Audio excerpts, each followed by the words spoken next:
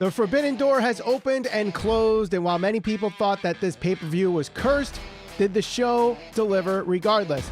I answer that question and review the show next on the Squared Circle Psychobabble. My name is Michael Valenti, starting things off with the six-man tag match of Chris Jericho, Sammy Guevara, and Minoru Suzuki going up against Eddie Kingston, Wheeler Yuta, and Shota Umino. Now, I thought this match was actually a very fun match, and while there were implications on this where the winner would get the advantage in the Blood and Guts match this coming Wednesday, I thought that added to the match. And, obviously Jericho and Guevara and Kingston and Yuta had to win this match to get their team the advantage. It showed in this match. I think also the fact that Minoru Suzuki and Shota Umino being the New Japan guys that maybe some AEW fans don't know of. I think obviously Suzuki we've seen before in AEW, so not as uncommon, but Shota, this is the first time many people have seen him in AEW, and I think both of them have shined in this match and got plenty of spots in. I think the spot of this match, though, was Eddie Kingston after Minoru Suzuki got tagged in, just, takes down his tank top, exposes his chest, and is like, let's go. Let's just beat the hell out of each other. Totally love that. And Minoru Suzuki was striking hard in this match. I mean, he was stiff with his elbows, his chops. He was all over the place, his kicks. Minoru really, really had me going. I love Minoru Suzuki. He's always been one of my favorites when watching New Japan Pro Wrestling, and he showed you why in this match. Shota, the storyline between him and Jericho being that Jericho put him in the walls of Jericho in Japan back, when Jericho was facing Omega at Wrestle Kingdom. They brought that back in this match with Shota trying to get the walls of Jericho on Jericho, but unfortunately, it did not cause the win for Shota. Instead, Ty Conti gets involved, hits the bat. Then you have Sammy Guevara getting involved, Minoru Suzuki getting involved, and eventually Chris Jericho hitting the Judas Effect for the win, and they get the advantage at Blood and Guts this Wednesday. I thought the match was very, very good and maybe surprised a lot of people. Maybe they thought this wouldn't be one to talk about heading into the rest of the night, but opening match, I thought really set the pace for the rest of this card. Next up, we have the triple threat match to decide both the Ring of Honor and IWGP Tag Team Championship match. FTR, the Ring of Honor champs, United Empire's Jeff Cobb and Great O'Khan, the IWGP Tag Champs, and Roppongi Vice. I thought this match was good given the situation that it had. Now, everyone, like I said, talked about the curse of this card where everybody and their mother were getting hurt. FTR, Dax Hardwood, gets hurt during this match, has to go take it to the back. So Cash Wheeler basically has to fend for himself while United Empire has their team, Roppongi Vice has their team. And there were some great moving parts in this match, but as soon as Dax Hardwood comes back from the back, taking a look at his shoulder, he's all taped up. The crowd goes nuts for FTR. And all three teams had their spots to try to win this match, but in the end, the big rig from FTR gets the victory, and they are now both the Ring of Honor and IWGP Tag Team Champions.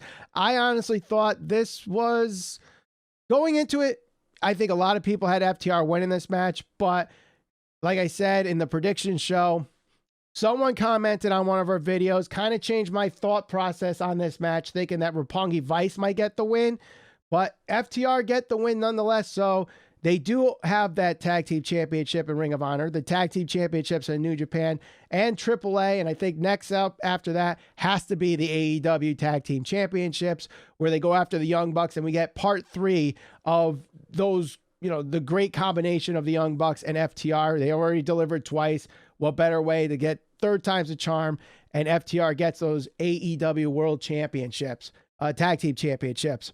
Speaking of championships in AEW, our first All-Atlantic champion was crowned at Forbidden Door in a fatal four-way between Pac, Malachi Black, Miro, and Clark Connors. Now, Clark Connors coming into this match, I think a lot of people may not know him if they just follow AEW, and he hasn't really gotten much in New Japan Pro Wrestling. I think he just came out of the Young Lions maybe within a year or so. I've heard the name, but never really watched him myself. I wish I got to see a little bit more offense from Clark Connors, because it felt like Pac got his spots, Malachi Black got his spots, Mero obviously got his spots in this match. But Clark Connors, outside of sparing Mero through the table, he got very little offense in this match and didn't really showcase him well in this match, in my opinion. I think some people might disagree with me on that. I'm, happy to see him in the comments or via Twitter at SCPB Podcast. But nonetheless, I thought Mero had to win this match. But the way they built this match and the way it went through, I think what is going to end up happening is Mero and Malachi Black are going to start a feud starting this Wednesday on AEW Dynamite. And the reason I say that is throughout this match, they were kind of teaming together. And then there were times where obviously they saw their, disagreements in certain situations, and eventually leading to the finish where Mero had game over on Pac, and it looked like all Pac had to do was tap out, and Mero was the first All-Atlantic champion. But nonetheless, Malachi Black comes in, Black missed on Mero, he gets taken out. Then Malachi Black has an armbar on Clark Connors, but Pac comes out, hits the 450 splash, puts the brutalizer on Clark Connors, and our new and first All-Atlantic champion is Pac. I can't say I'm necessarily surprised, because if it's not going to be Mero, I think Pac is probably the next in line to be the most likely of first All-Atlantic champions. But,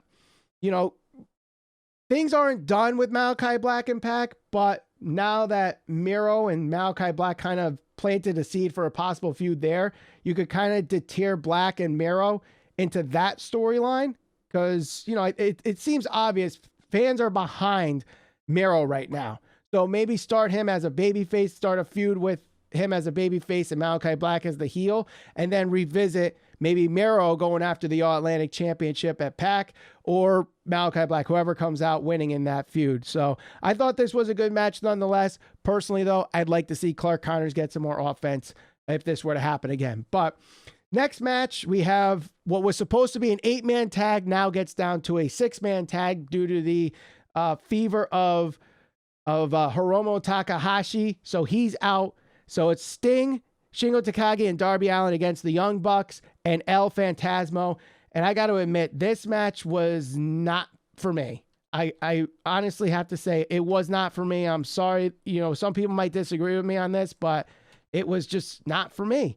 And the reason I say that is there were just some things in there, like El Phantasmo doing nipple twisters on Sting, and that spot where El Phantasmo's doing a flip, a flop, a spin, before he finally just like slaps Darby Allin in the face.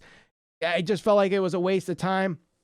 I did like the use of Shingo Takagi in this match, because Shingo's one of my favorites in New Japan Pro Wrestling, and I felt like they really needed to showcase him, especially for the AEW fans that might not know Shingo.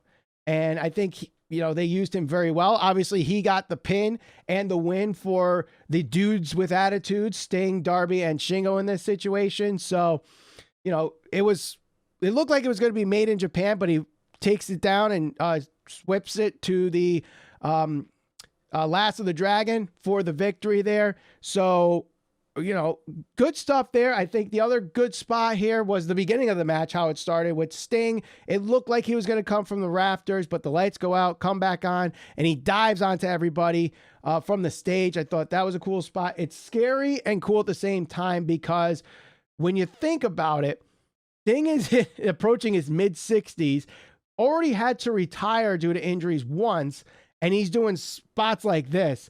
It's like, it's cool that he could do it, but at the same time, you're like, if that goes wrong, like, this is the last we see from Sting. So it's one of those like, no. Yeah, that was awesome kind of situations. But I think this was, to me, easily the worst match of the night. Just because it just wasn't for me. Some people might disagree. Again, let me know in the comments and on Twitter. Next up, we have the AEW Women's Championship match. Thunder Rosa against Toni Storm. As I said in the prediction show, I hoped that they would get some time. I would say maybe 12 minutes in there, but it ended up being like 10:42. So they were a little bit over a minute short on that 12-minute mark, but nonetheless, still a good match here. And Thunder Rosa and Toni Storm, given that this was probably one of the lesser excited matches to be talking about, because there was no interaction with New Japan Pro Wrestling on this match. But still, Toni Storm looked like there were times where she might win this match from Thunder Rosa, but instead we do get Thunder Rosa getting the win here. I just hope that this does not have Toni Storm go into like dark matches and just end up on AEW Dark for 2 months and then thrown back in randomly down the line. They have to showcase some women more on AEW Dynamite, and Toni Storm could be one of those that she's shown it in the ring so far and had a decent push since she's come to AEW. But I would hope that they could continue that momentum, revisit this match down the line, and give them a little bit more time on the rematch, whether that's All Out, whether that's Full Gear, an episode of Dynamite, maybe Grand Slam. I don't know, but Toni Storm has to stay on TV and not just get relegated to dark, as we've seen sometimes with some of these people on AEW, where they debut, they have a little bit of a push, and then they get relegated to dark. So let's hope that doesn't happen. Next up, I think there's a lot of people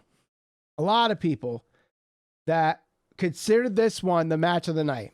I also think there's a lot of people that were not on the Orange Cassidy train that are eating some humble pie. And if they're not, I don't know what else to do at this point, because Orange Cassidy and Will Ospreay had the match of the night for the IWGP United States Championship. By the way, Juice Robinson watching from the skybox, a nice little touch there, given that he technically did not lose that title. He had to vacate it due to appendicitis. And I love that Kevin Kelly kind of was suspicious of the fact that Juice had appendicitis, because, you know, Juice said that he was retiring from wrestling, and Kevin Kelly was like, you know, giving him well wishes. But then we find out that Juice joined Bullet Club and has this new rock hard Juice Robinson gimmick in New Japan Pro Wrestling.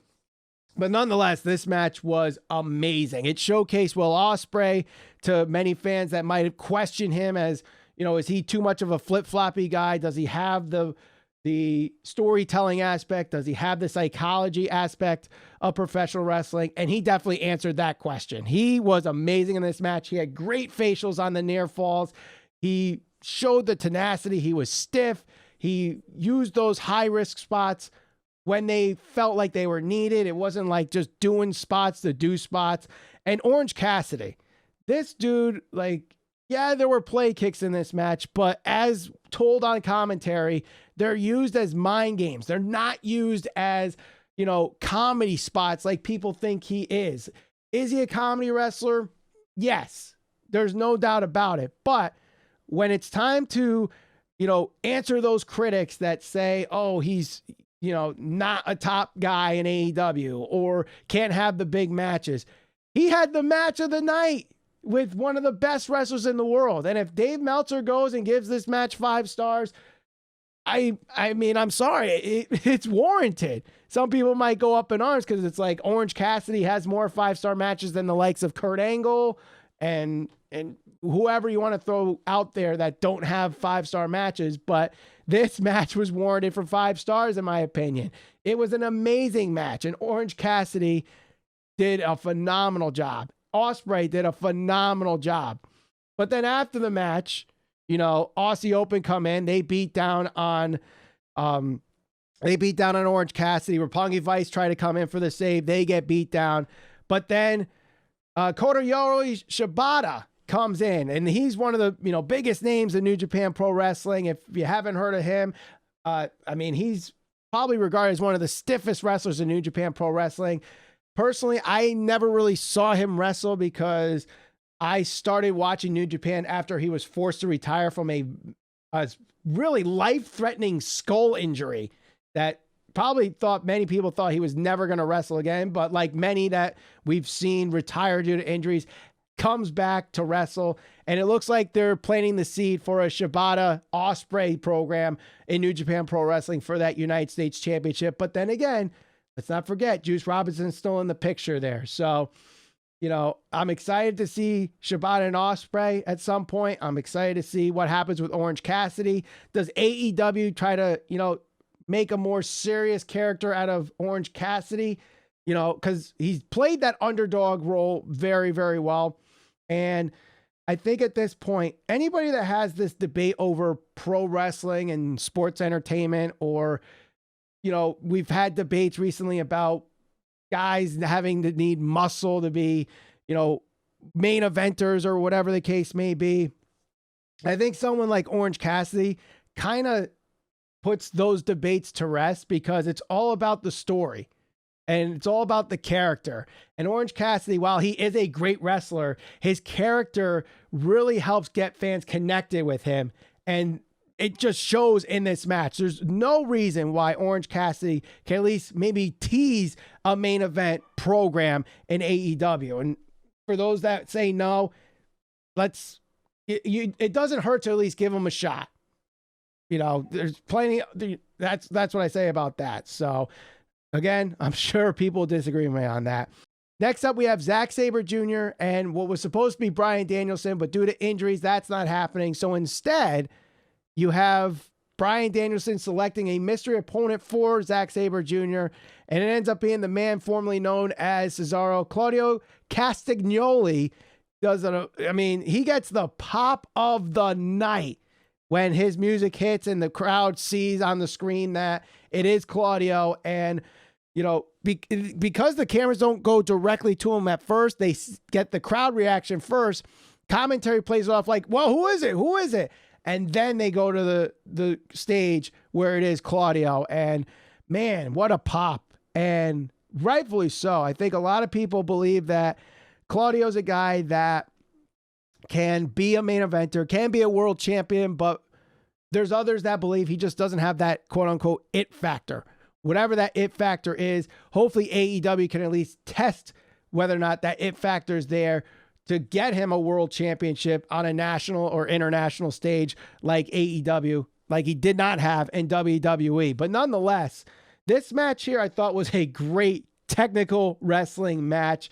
And for everything that Claudio had and tried to do, Zack Sabre Jr. had an answer for, and he manipulated the joints as well as Zack Sabre Jr. does, whether it was the knee, whether it was the heel, whether it was the arm, the fingers. There was just an answer for everything by Zack Sabre Jr., but still at the end, Claudio Castagnoli does get the victory here, and it was a very good match.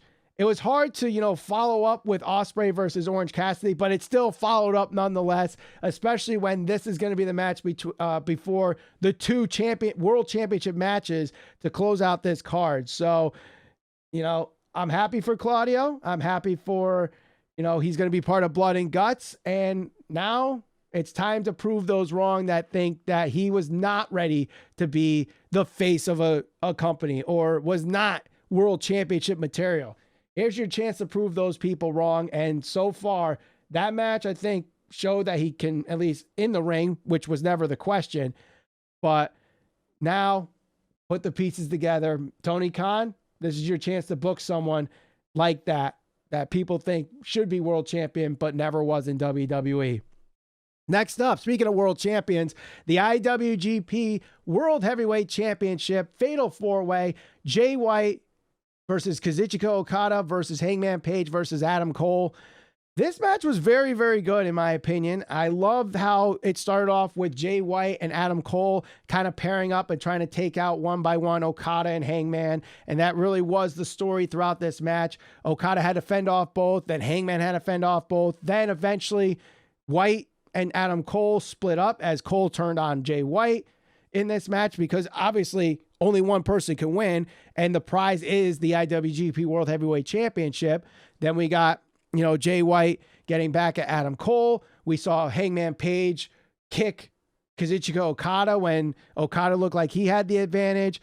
Looked like at the end, Okada was going to win this match. He had Adam Cole dead to rights. Looked like he was going to get the Rainmaker, but instead, what ends up happening is Adam Cole evades that Rainmaker. Then Jay White comes in, gives the Blade Runner to Kazuchika Okada, and while laying in the corner, Adam Cole, it appears to be injured, gets pinned by Jay White, and that's the end of the match. So it was kind of a lackluster, underwhelming finish to this match. but still a good match nonetheless. And obviously after the match, we saw O'Reilly and the Bucks tend to Adam Cole. Dr. Sampson was there tending to Adam Cole. So it's going to be interesting how this, is this a storyline, or is this really that Adam Cole got hurt in this match, especially with all the conversations recently with Booker T's comments and him having to need muscle to prevent injuries. So we'll see what this leads to. With so many guys injured, it's like, another injury in AEW. But if he is hurt, let him rest and let him come back when he's ready. No need to push him, especially when everyone else is already hurt. You don't want to just push this guy because you got no one else. The roster is deep enough as it is. But main event time, Jon Moxley versus Hiroshi Tanahashi for the interim AEW World Championship. And I thought this was a very good match. I thought it was definitely worthy of a main event match. You got the brawling bruiser type of Moxley. You got the technical and high-flying aspects of Tanahashi in this match as well. And, eventually Moxley gets busted up because it was hard to determine what really cut Moxley, but the commentary tells that it was Tanahashi doing a similar thing that Bryan Danielson does, where he holds the arms and stomps the guy's head in. That seems to be what cut up Jon Moxley there. There was a table spot in this match. And I mean, like some of the other matches earlier in the night, it seemed like whatever Moxley had, Tanahashi had an answer for, and vice versa. It was a very well contested wrestling match for this Forbidden Door of AEW versus New Japan, winner getting the AEW interim championship. And, Moxley ends up winning this, which I think a lot of people expected, especially because Jay White won the match prior to this. So no titles change promotions other than the IWGP tag team titles going to FTR and AEW. But after this match, we have Jericho coming in. He beats up on Moxley. Daniel Garcia beats up on Daniel Garcia. Eddie Kingston tries to come in for the save. The rest of the Jericho Appreciation Society comes in. Then Santana and Ortiz come in. Jericho Appreciation Society clears out everybody. They think they have everything done. But then Claudio Castagnoli comes back in, gets another pop after his music hits, and clears out the way, beats up on everybody, gets Angelo Parker swinging, and that's your closing moment for AEW, New Japan Pro Wrestling's Forbidden Door. I like that Claudio Castagnoli got one last bit of pop, and it was him as the focal point to close out this show, given that, he was the mystery opponent, and this was, kind of a go-home angle for Blood and Guts this coming Wednesday. And I understand the timing of it. You can't really do anything between now and Blood and Guts, but I felt like this is more of something you would see close out Dynamite, not close out a pay-per-view, especially one that's supposed to be focused on AEW and New Japan Pro Wrestling having this partnership. This is more of an AEW angle, nothing to do with New Japan Pro Wrestling. And maybe this would be better off on the go-home show of Dynamite, but because Claudio Castagnoli was just debuting the same night, you can't really do that angle unless you expose him as Zack Sabre Jr.'s opponent on Wednesday, which obviously they kept as a surprise. So I understand the booking decision. I'm not going to harp on it and say like this was a really dumb thing. I just personally think it would be better off if they had this on a Dynamite. It was a Dynamite angle, not a Forbidden Door pay-per-view angle. That's just my personal opinion. Some people might disagree with me on that and disagree with me on everything else on this show, but the question lies now, did the show deliver? It was cursed as hell heading into it, but I gotta say, when you have only one match to me that I thought I was like completely turned off on, the other 8 matches on this card were at least met my expectations or exceeded my expectations. This show was better than I think a lot of people believed it was going to be, given all the injuries and all the changes to the card and the lack of build. It really was a fantastic show.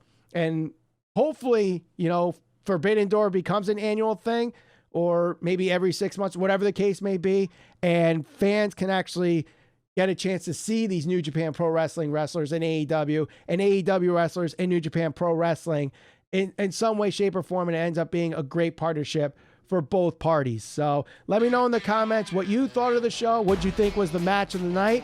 You can do that in the comments or tweet us at SCPB Podcast. Subscribe, and we'll see you on the next episode of the Squared Circle Psychopath.